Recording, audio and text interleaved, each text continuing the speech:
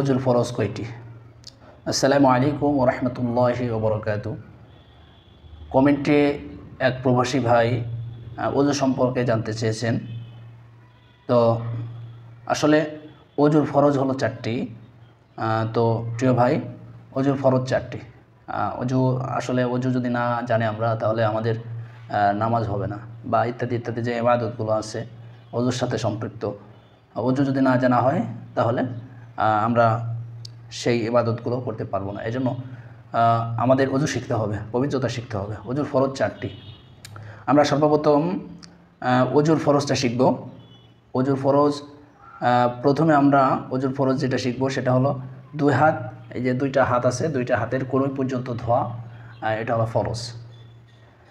এরপরে সমস্ত মুখ ধৌত করা ফরজ, অর্থাৎ চুলের গোড়ালি থেকে থুতনির নিচ পর্যন্ত এবং এক কানের লতি থেকে অন্য কানের লতি পর্যন্ত এই স্থানে পুরা জায়গাটা একেবারে সুন্দর করে ধুয়ে ফেলতে হবে। কোনো জায়গায় চুল পরিমাণে ফাঁকা থাকবে না।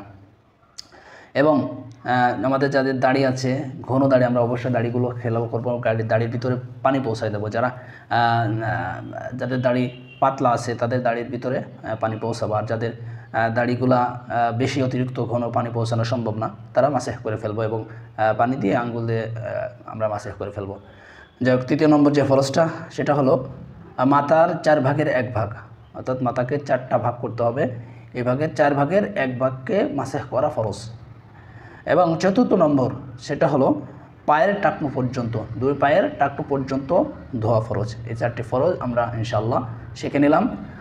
প্রবাসী ভাই যিনি প্রশ্ন করেছেন, সাথে যারা ভিউয়ার্স আছেন, যাদের না জানা আছে, তারা আমরা ফরজগুলো ইনশাআল্লাহ এভাবে শিখে নেব।